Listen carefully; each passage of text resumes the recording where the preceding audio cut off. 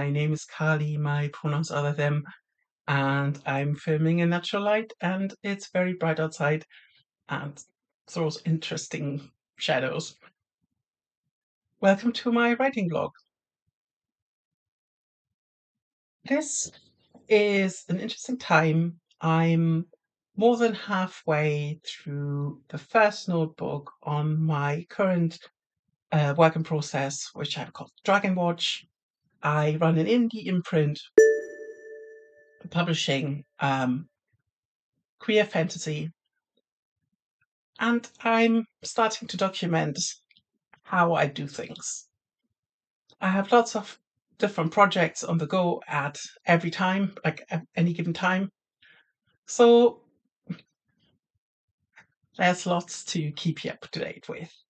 In 2 weeks' time, I have a large event. I also do yarn stuff. I bring my spinning wheels to markets and kids can try them out, or at least one of them. And I'm selling yarn and just demonstrating spinning. So I've started to prepare a bit to dye some fiber that I can then spin at the market. It's always nicer if you have something colorful to spin. Usually the fiber that I let the kids loose on is plain fiber because, yeah, I don't really want to lose that much material.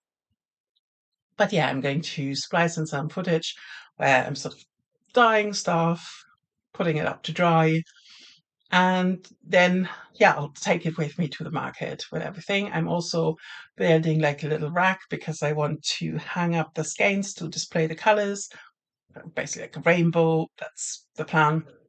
So I've been at the garden center today and bought some bamboo sticks. And there are also lots of more book-related events coming towards me. Apart from the first draft that I'm working on, I'm also doing a pass on a manuscript that is currently currently scheduled to be published in spring 27, and probably very soon starting to make a pass through, like a proofreading pass through a manuscript that is actually the first volume of the other one. So lots of things going on. I'm also typing up a science fiction project that I'm working on with a friend, and sort of making a few notes for another novella project that I had the idea for when I was recently in Scotland. It's probably going to be a pretty regular week with some, I don't know, some more yarn marker preps thrown in. I might start to load the car up just to make it a bit easier because I have lots of stuff to take. I already have like some chairs in the car, and I need to put in my gazebo. And apart from that, I'm just taking you along for the ride and hoping the lighting will be a bit better during all of this. At the moment, it's Sunday afternoon. So, yeah, a week of writing ahead. See you in a bit.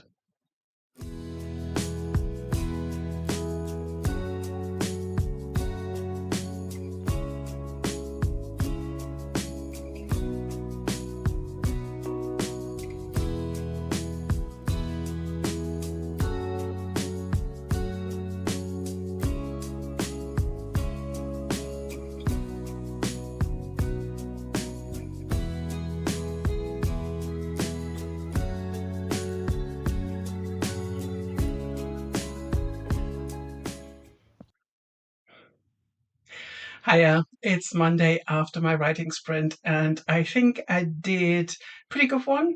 I'm in chapter 20 at the moment. So yeah, just 50-ish pages to go in this notebook. So at the moment, I'm trying to come up with like a successor notebook I don't really want to have another one of those because it might be just a bit too long, and I don't want to waste another really expensive notebook if I don't know that it's going to be filled to from beginning to end. So I might just use some of my custom-made notebooks that I put on Amazon so I can order them. Um, I got another really, really lovely response from a beta reader who works on Season of Frost and Blossom yesterday. He's basically doing a sensitivity read, and it just bowled me over because I hadn't expected to be told, "Oh, this is a great book." Um, and it still feels weird to tell it like he wrote it because that's usually not what I'm expecting to hear when I send stuff out. And I don't think and there will be enough other people who tell me, "Oh, stuff needs to be changed, stuff needs to be tweaked." Um, but it was just such a joyful experience to get this reaction. Um, and yeah, I think I told him he made my month. And I've checked my um, the fiber that I dyed yesterday, and it seems that everything's dry now, so I can take it off by end of the day. I've also ordered more fiber because usually what I do is that as soon as I've used up the last of the undyed stuff, that I then go ahead and order more to dye, just so I have everything here in case I run out of stuff. I need to do something now. I will probably have some. Let me just show you. So these are actually drop spindle skeins, so they are smaller. Um, this is in a fiber that's much more lustrous. You can't really see it on the camera, I think, while this is in a fiber that's much more fluffy. This is Shetland, this is Teeswater, the breed of sheep. So, um, and I might dye those and do a little project with them because I have quite a bit of fiber left over. This is a blend that is a leftover from a friend of mine. Um, she ordered it from the same place I order my stuff, but it was like pre-dyed, pre-mixed blend, and I drop spindled it, and I have a bit more left. So I'm thinking about doing like maybe a turquoisey thing to then use the plain drop spindled yarn with the other bits. Maybe do a hat or something. But maybe I'm just taking those with me to demonstrate like this. Like you get those cute little ones from the drop spindle. Um, yeah, so yarn is creeping back into my workflow. Uh, and I think I'm ready for it. I took a very deliberate break because usually when it's hot outside, I don't want to touch it. There's some sort of um, haptic thing going on there, just especially the unwashed stuff. So yeah, I think it's now we're having, as you can see by the sunshine, we have been having a bit of a heat wave again, but I don't think it's going to be as bad as the last three ones. And I think I'm slowly getting ready to accept wool into my life again. I also need to see which skeins I'm going to give to the community shop to sell, because lots of them actually was like lots of yarn was sold yet last year by the community shop, so I want to give them something, but I'm not quite sure yet which colors. So yeah, just have to figure out. And I think that's it for the moment. So there's still lots of stuff that's like running in the background that I'm pushing away at the moment. But I think broadly speaking, I'm on track. I've don't know if that I mentioned that before. I actually ordered the proof copy of volume 6 of Slow Moon with the final cover as well, so I can show you that in a few days. It's really nice to be able to put all 6 of them on the shelf for the first time ever because they have the volume numbers on the spine, so that's going to be a lovely experience. And I think generally I'm looking forward to market season, book event season.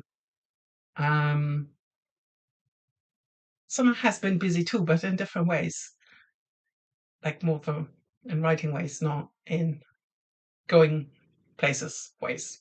Apart from Scotland. But hey. So yeah, we're at the beginning of the week. There's more to happen. We'll see you in a bit.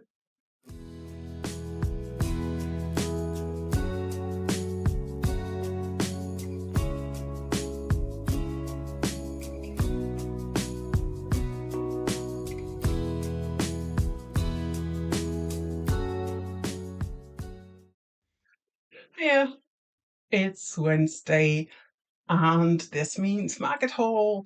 I did a tiny one today because I actually need to clean my fridge and I didn't want to stuff it full with veggies that I then need to put somewhere else. So I was really, really careful this day. Um, got 2 samosas because the last time they were really nice. Got 2 chili peppers because I still have some cucumbers and I want to make another smashed cucumber salad, but this time with fresh chili and not with dried. I have 2 onions again because last time I made the caramelized onion thing and it was amazing. And then 2 ripe figs. This is my favorite thing this time of year. I'm can be really obsessed with certain items of food, fresh figs, fresh walnuts, the wet ones, and artichokes. Sometimes I have a little artichoke obsession, but the ones at the market didn't look that great this time, so I thought I'm not doing that. Um, I also got some flowers. So lovely with like big dark pinks in there. Because the sunflowers, because it was so warm, they didn't really last that long. And I saw these and thought they were really pretty. I haven't had pink flowers since the dahlia, so yeah, let's do that. And then when I came home, I also had packages waiting for me. So let's do like a little unboxing thing. Um, this is the notebook that I ordered via the Amazon KPD. So I've basically made my own hardcover notebooks, but this is the first time that I actually ordered one of them. Because before that I only ordered the paperback versions, but I wanted to give the hardback ones a try. Um, so yeah, so they have 250 pages, just like where are you? Just like what these ones. Um, and I've basically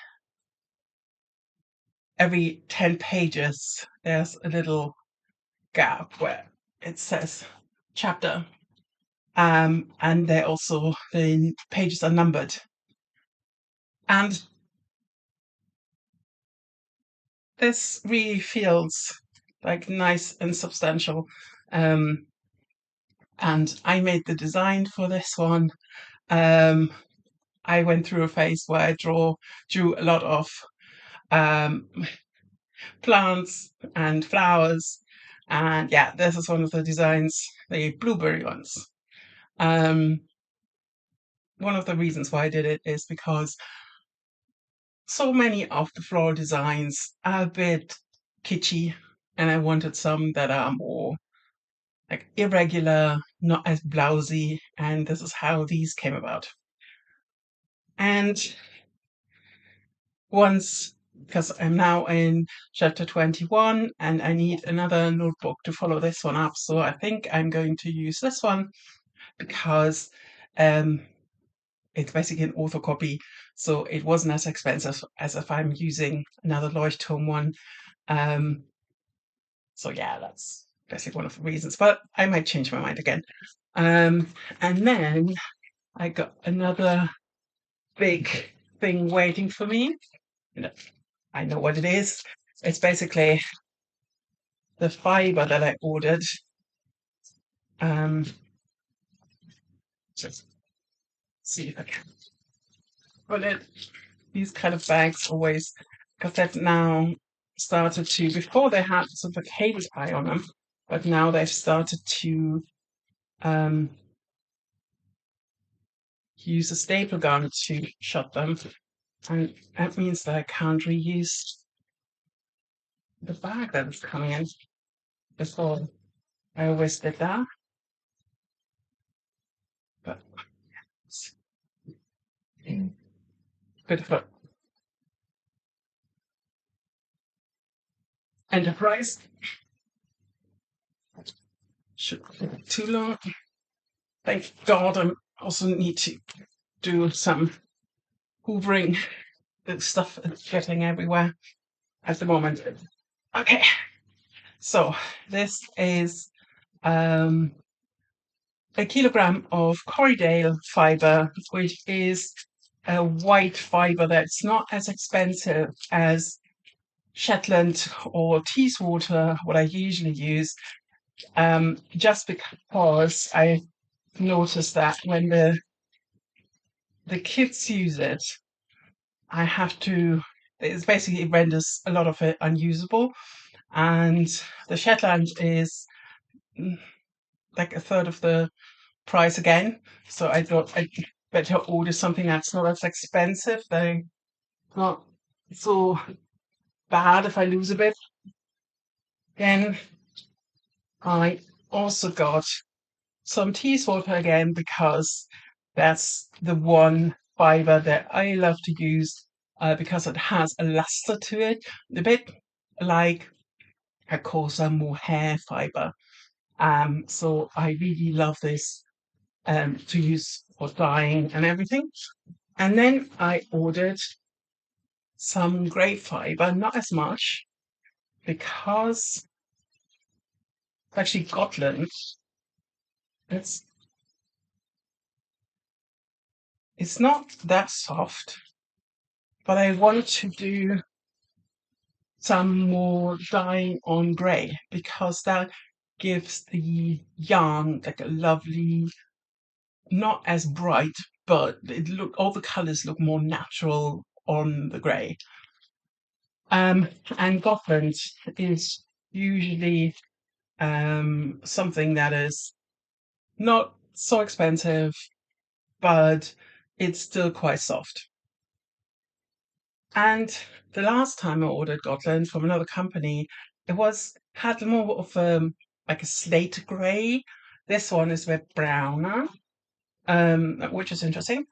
And the other one was also much more like curlier, but this has a lovely sheen to it as well.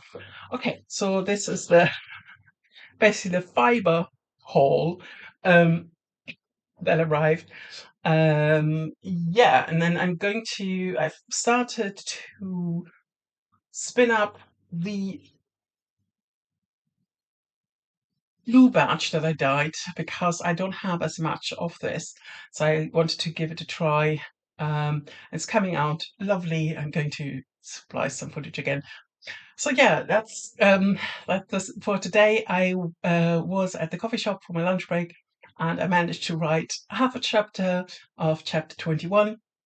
And I think what's happening now is that I'm basically going towards the big jump because, again, I'm thinking about, should I do the whole travel thing with my characters, or should I at least give them a bit of, head start? That's not the right word, but as transport them, and the next part starts when they're already there. But I'm in two minds again, which is not a big surprise because I've already done that once, and it might be good to have a more, at least a small period of travel, because before I basically brushed it off and then a week has passed and they have arrived. And I think it's okay because we're still in the, or we're setting up um the objective area.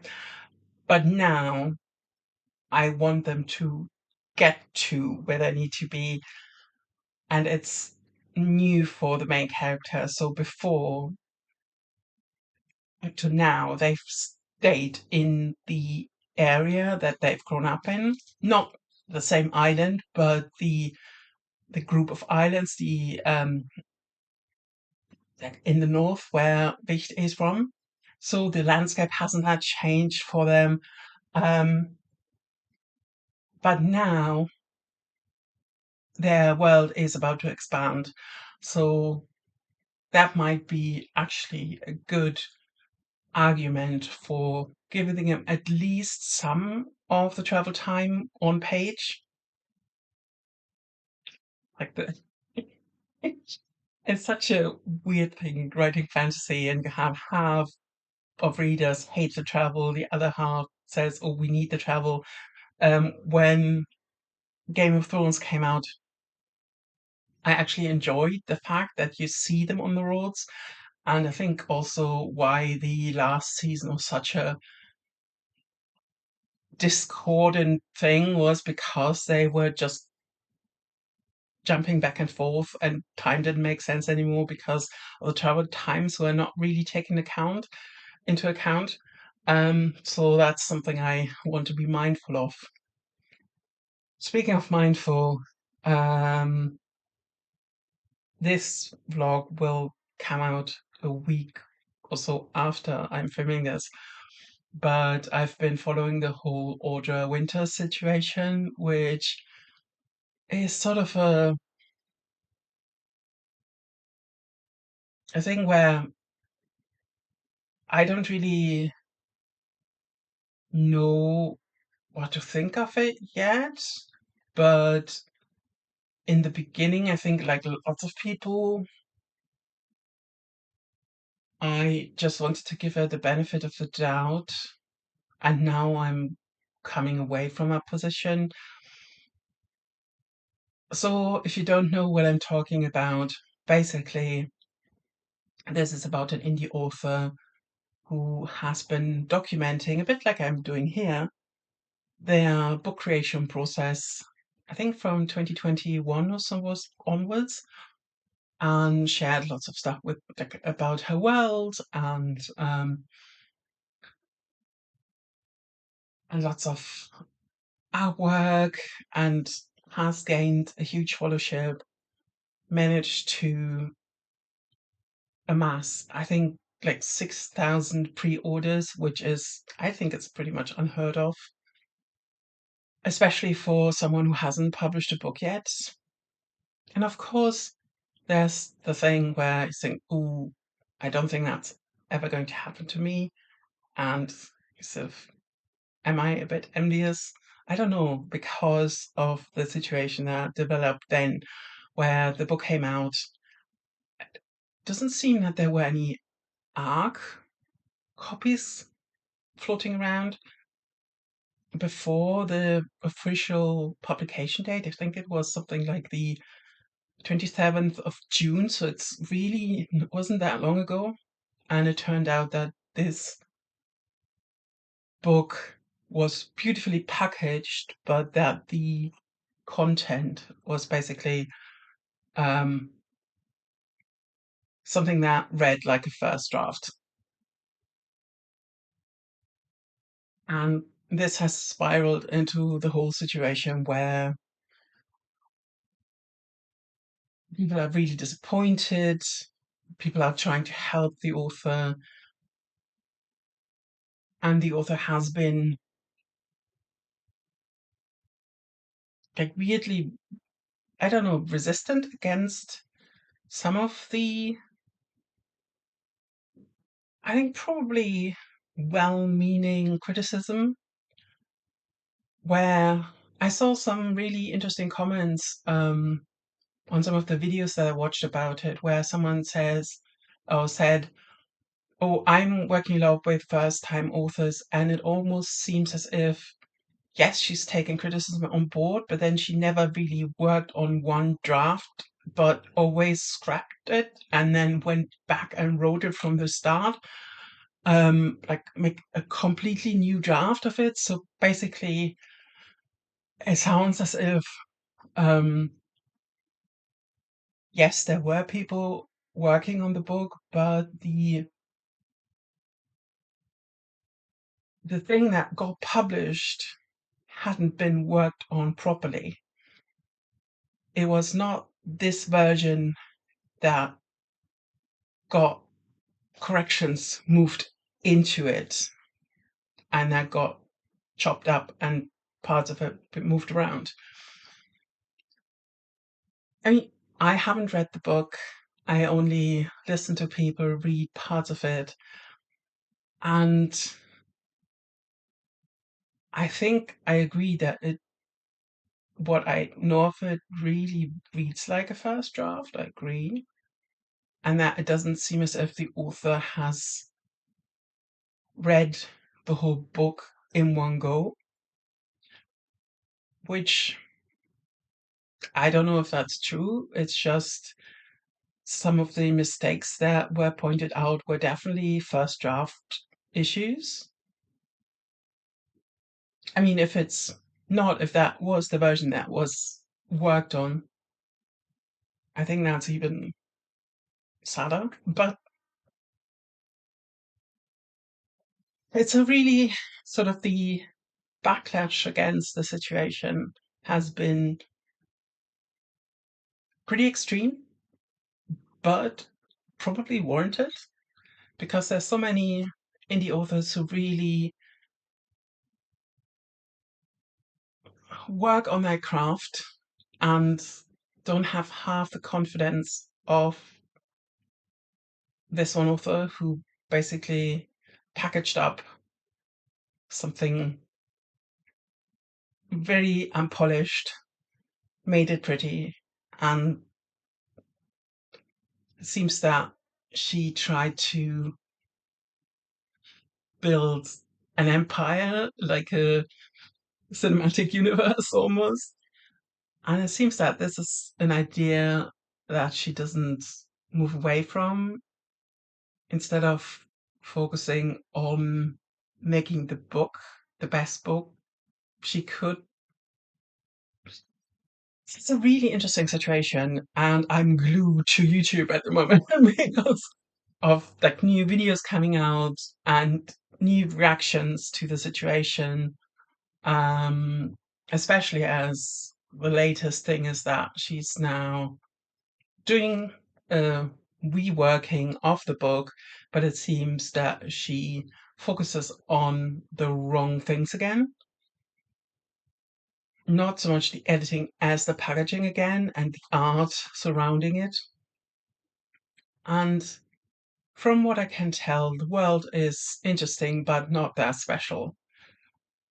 And world building is just one thing.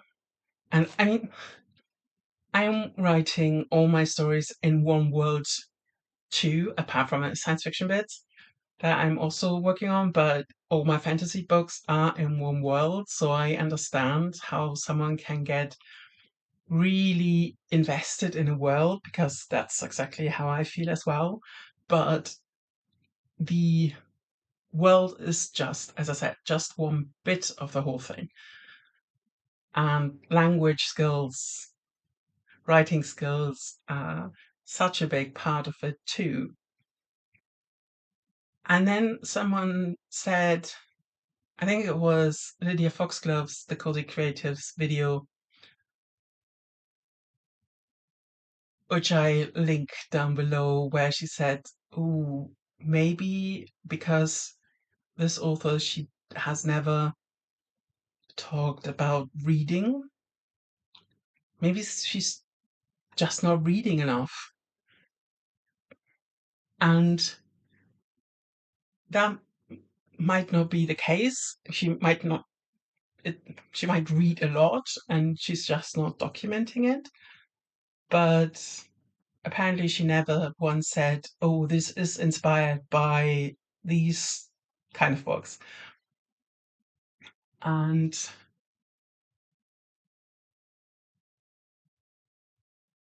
yeah, that might be it. If you don't read, you don't know how books are supposed to work, which is one of the reasons why I'm trying to read a lot of uh, fantasy, even if it's not specifically my niche. But I want to be informed. I want to know what people are talking about. Sometimes it's a bit difficult. But this is definitely one of the reasons why I read Fourth Wing, even though it's not my kind of book. Why, and I'm not continuing the series either. I read Akuta just to see what might make them so successful, but then maybe turn around and say, "Yeah, I'm not doing that." That's not, no, I'm sorry. Which sounds bad, but I don't want to write a book that feels like Akutan. That's not what I started the imprint for. I know, I mean, we're now multiple publication cycles onwards from that. But that was when I started the imprint, that was sort of still like the big thing. Um, yeah, it's such a strange situation because it makes me think a lot about what I'm doing with my stuff. Do I concentrate on the right things or the wrong things?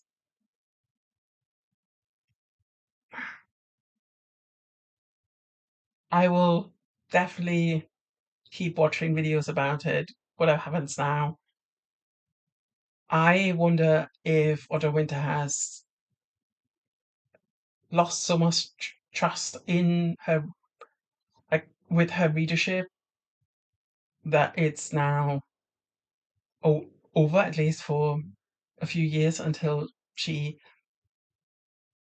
buckles in and writes a few other books. One of the things that came up as well is that she says she's written multiple books, but it seems as if this is always the same book that she rewrites. And I agree with many commenters that you can't count them as many books. That's one book.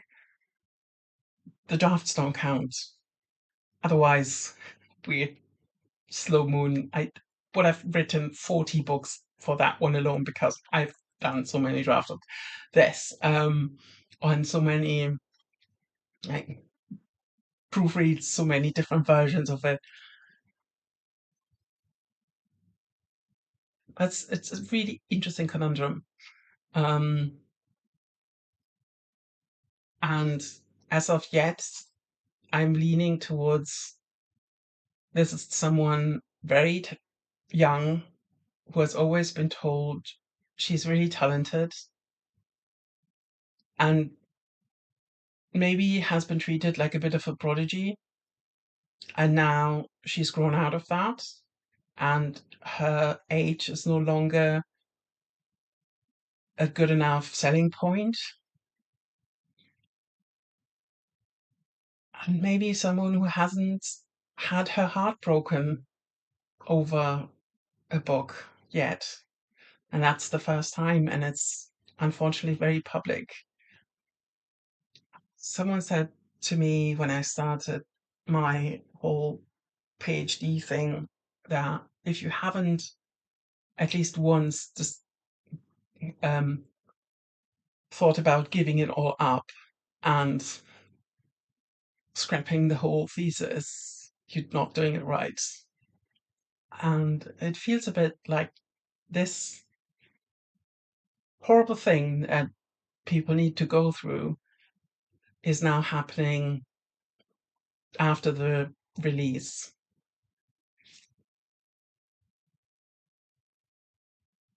Okay, this is my, it's not a rant, it's just a couple of musings on the situation.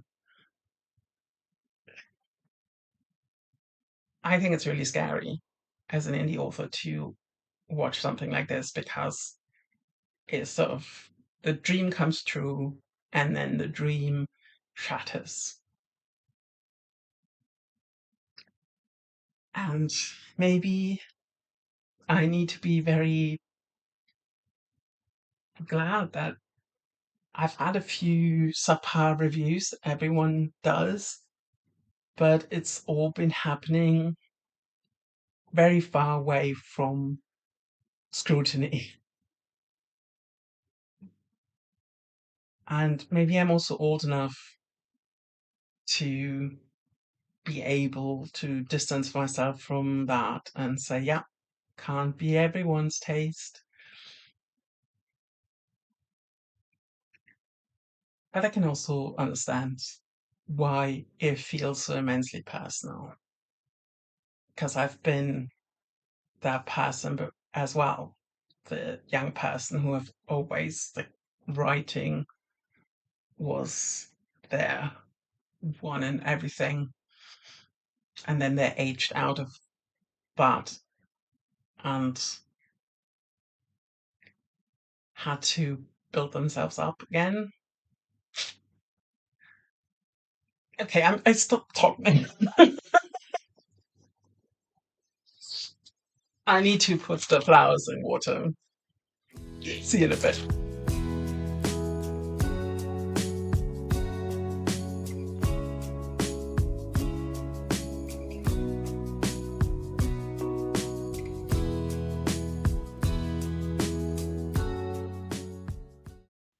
It's Friday morning and the last day of this writing vlog for Dragon Watch. I'm now in chapter 22, and as I usually do when I'm so like when there's either a break coming up or a jump to a new book, what I like to do is to, I don't know if you can see it because I use pencil, but I'm doing a rough, very rough outline of, in this case, what needs to happen until chapter 25, or what do I want to happen. That's usually how it goes, that I like fly by the seat of my pants. And then for the last bits, I try to at least do a bit of a separation about like just to even out the pacing a bit so I'm not completely going in blind. So good news, chapter 22. Also,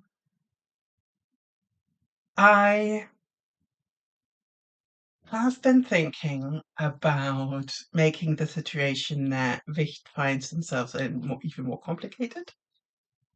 Um, and bring in the perspective of if you fall in love with someone who might not be able to reciprocate, where does this energy go? Where does the longing go? And how many people can get hurt in the process? So I don't think it's going to be a traditional love triangle as such or love V as such. But just yeah, to show there might be consequences, there are consequences for desire. I think that's the direction I'm thinking of at the moment. I noticed that I like one of the characters, one of the side characters, I made them maybe a bit more alluring than they needed to be. And I wonder whether that in the back of my mind, this was always something that had to come out at some point. But again, these are deliberations that I'm not quite sure about, but I sort of woke up this morning with a strong sense of, but yeah, what happens then? And usually that comes out in some form or other. I also finished the pass on my monster manuscript yesterday evening, which was amazing. I managed to actually get it from just tightening up the language and just really looking critical at each paragraph. Like, is this information that we already have that we don't need? Um, Managed to get it from 183,000 to 197,000 words. So yeah, I'm quite thrilled with that. Sorry. Also, this is the manuscript I'm really worried about. That I did quite a bit too after beta reading and all the feedback that I got. And from the last pass, I can at least say that I'm happier with it than I thought I was, which is great. I think because after the last editing stage, I didn't really read it from top to bottom, as you will. And I sort of saw it in bits, but not as the whole. And this was the first time after a good long while of distance that I actually saw the whole thing in its entirety, because it's the second book in a duology. Um, I might have to look at the how we're going into the story again, because it's difficult not to just explain too much in the beginning what's going to happen.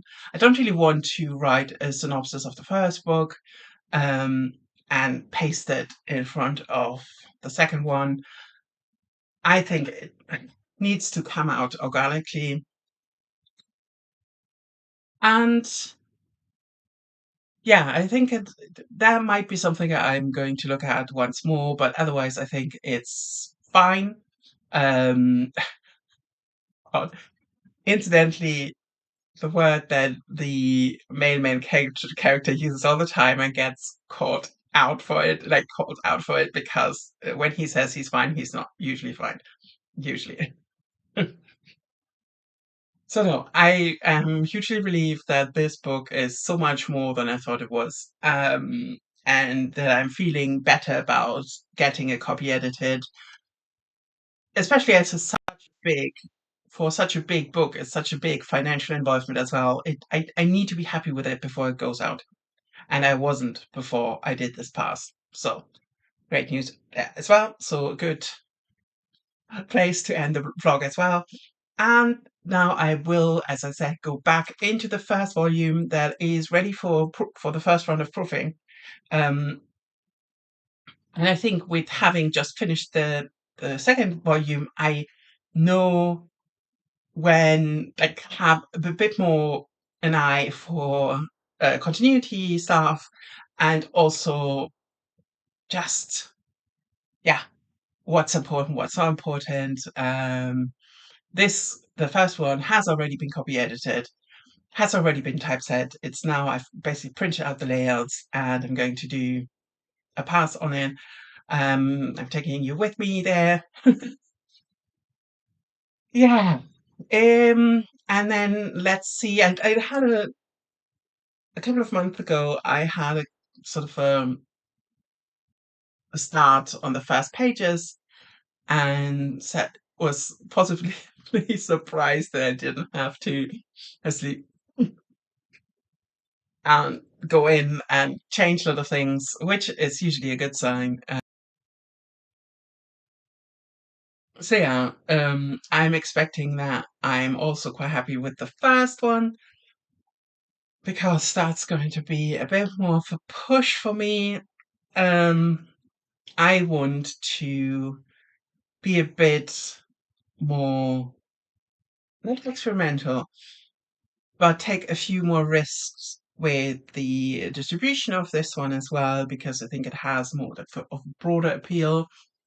Um, the comp title for this duology, so at least for the first volume, is Gwen and Art Are Not in Love, which is sort of it's not a King Arthur retelling, but it sort of latches on to some of the Arthurian legends, and does a wonderful job of being quite a foul-mouthed young adult book that plays with the, oh yes, they're supposed to be married, but they are actually in love with other people. And that's a bit of the same premise. It's a bit more complicated, it's not as straightforward, and it's mainly about the friendship that develops between the female main character and the male main character. I'm going to be able to reveal the cover quite soon. And yeah, I am quite passionate about this duology, as you might surmise. I don't really want to just get rid of it.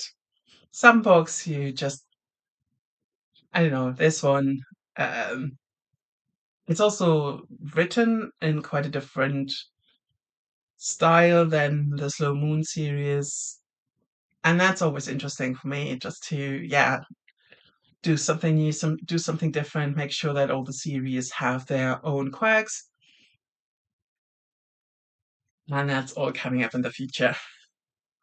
If you like my style of vlogging, sort of the more down to earth, more realistic, like you need to show up thing, but do it with fun, um, give me a subscribe and a thumbs up, and I'll see you in a bit. Thank you for watching.